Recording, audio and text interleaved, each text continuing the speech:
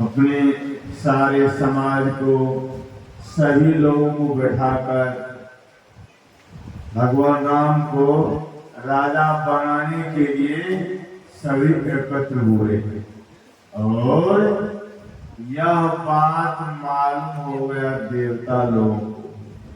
देवता लोगों के मन में हुआ कि भगवान राम राजा बन जाएंगे, लेकिन बन नहीं जाएंगे तो हम लोगों का उद्धार कैसे होगा।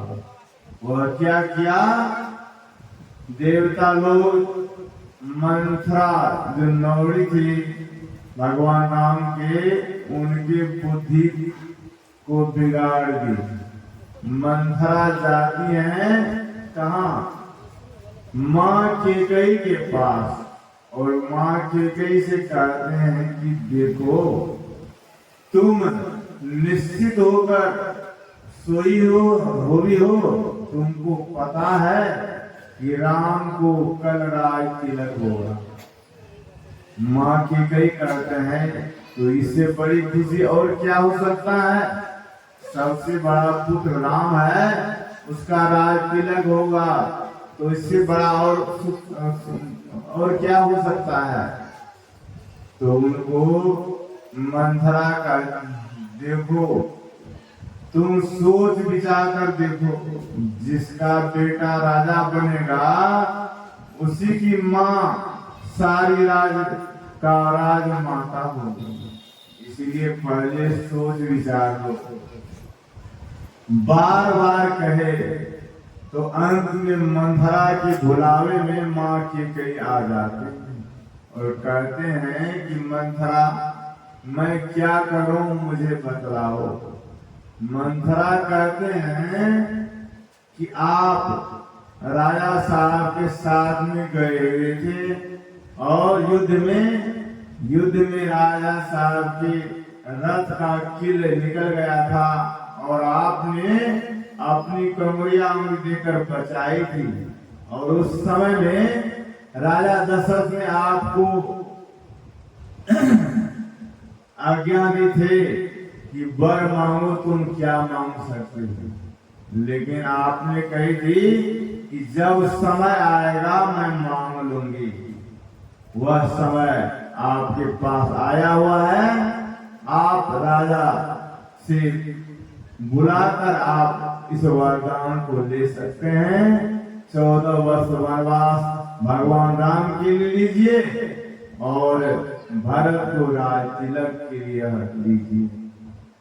क्या हुआ, भरी सभा में माँ केकई मंथरा के द्वारा एक दूत को भेजते हैं और इस बीच में क्या कर लेते हैं, माँ केकई को भवन में चले जाते हैं और वहां बेसो जिस तरह से बीमार भी पड़ा रहा था उसी तरह से को भवन में जाकर सो गई। राजा दशरथ के पास खबर गया कि माँ केकई बहुत जोर बीमार है और वहां से राजा दशरथ सभा को छोड़कर यहाँ आते हैं।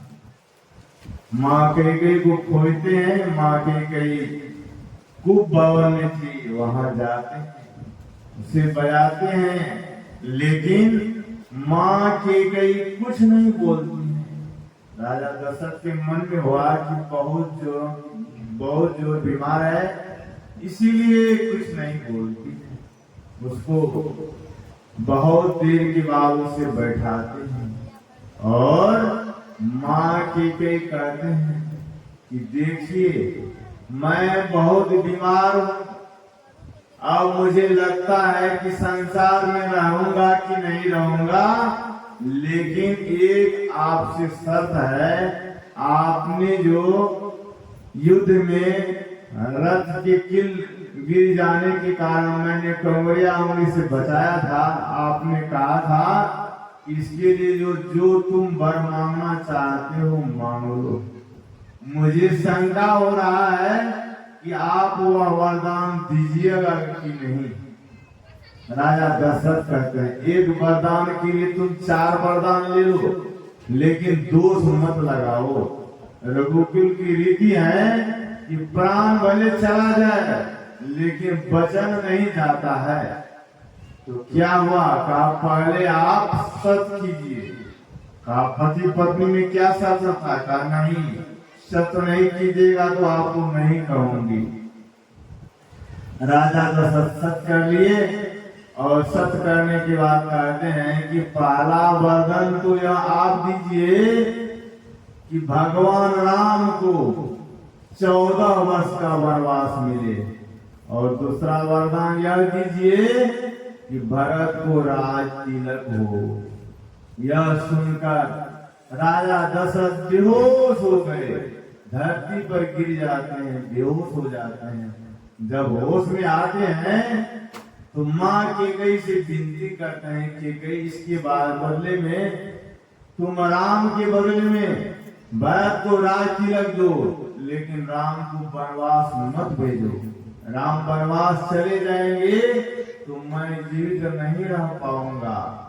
लेकिन माँ कैकेयी कहते हैं अगर आपको इस तरह का मन में पहले से था तो आपको सत्य नहीं करना चाहिए। क्या हुआ? राजा दशरथ सत्य की बात को सुनकर वह फिर बेहोश हो जाते हैं और मन ही मन सोचते हैं कि मैं क्या कर दिया। तब क्या होता है? भगवान राम और लक्ष्मण घूमने के लिए बाग में गए हुए थे। क्या हुआ?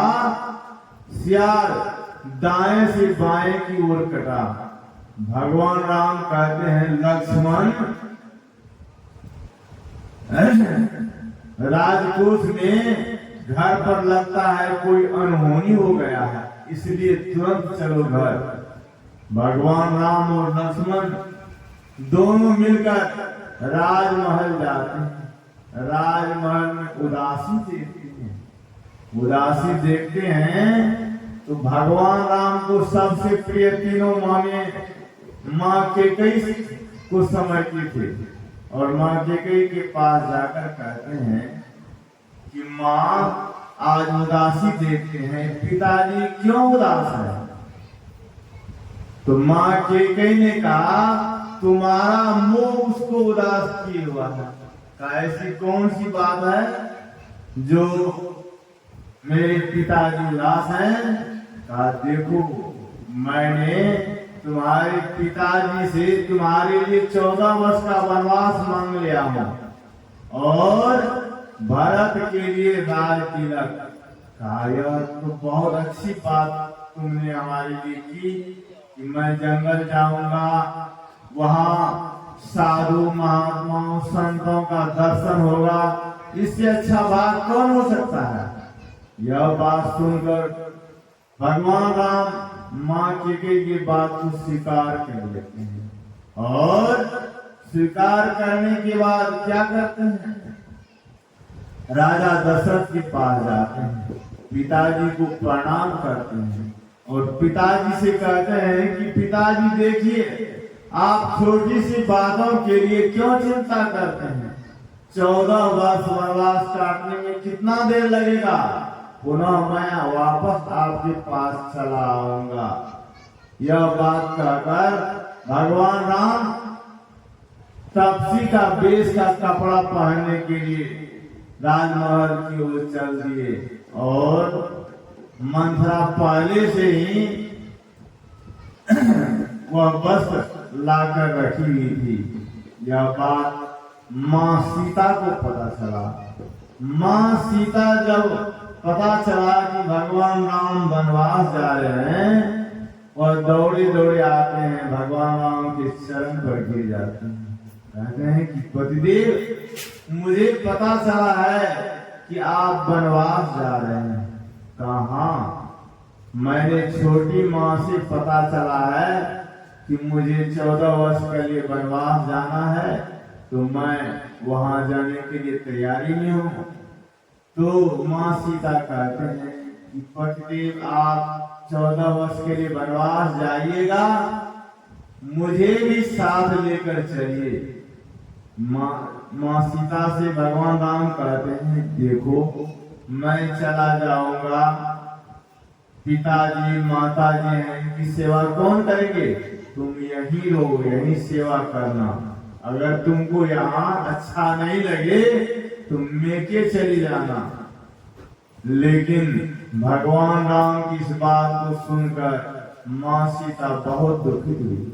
कहते हैं कि देखिए पतिदेव, जिस तरह से मछली पानी के बिना एक सेकंड अलग नहीं रह सकते हैं, उसी तरह से आप अगर मुझको छोड़कर चली जाएंगे तो मैं आपके बिना अवधपुर में जीवित नहीं रह पाऊंगा। यह बात सुनकर भगवान राम माँ सीता को कहते हैं कि पहले तुम पिताजी से आज्ञा ले लो, माताजी से आज्ञा ले लो। अगर माता पिता तुमको मेरे साथ जाने के लिए कहेंगे तो मैं तुझे साथ ले जा सकता हूँ। यह सुनकर सीता जी दौड़ी हुई अपने सास माँ कौशल्या के पास जाते हैं और उनसे विनती करते हैं। उनके विनती को सुन लिए, क्योंकि इसलिए कि माँ सीता माँ कौशल्या को अपनी माँ से भी अधिक मानती थी। तीनों माँ को अपनी सुनैना माँ से भी अधिक मानती थी। जो पुतहु अपनी सास को माँ से अधिक मानेंगे, उनके सास उनके बात को अवश्य मान जाएंगे। तीनों सास ने जाने के लिए सलाह दे दी और अंत में राजा दशरथ के पास जाते हैं, उनसे विनय करते हैं। राजा दशरथ भी उनके बात को सुनकर उनके शब्द में विभोर होकर आज्ञा दे देते हैं, बेटी तुम भी राम के साथ जा सकती हो। इतना में क्या होता है, लक्ष्मण जी को पता चल गया कि भगवान राम और माँ सीता वनवास जा रहे हैं। व्याकुल होकर दौड़े दौड़े आते हैं, भगवान राम के चरण में गिर जाते हैं और विनती करते हैं कि हे प्रभु, जब से मैंने जन्म लिया है आपसे एक पल के लिए अलग नहीं हुआ। आप पता चला है कि आप वनवास जाते हैं, मुझे भी अपने साथ ले चलिए। तो भगवान राम क्या कहते हैं, तुम अगर मेरे साथ जाना चाहते हो तो माँ सुमित्रा के पास जाकर उनसे आज्ञा ले आओ, तो तुमको मैं अपने साथ ले जाऊंगा। तो मैं अपने वचन को यही विराम देना चाहता हूँ, क्योंकि यह विषय बहुत गंभीर विषय है। इनके बारे में कुछ बात से ही सुनेंगे तो बहुत अच्छा होगा। मैं गुरु महाराज से विनती करता हूँ कि 3 दिनों का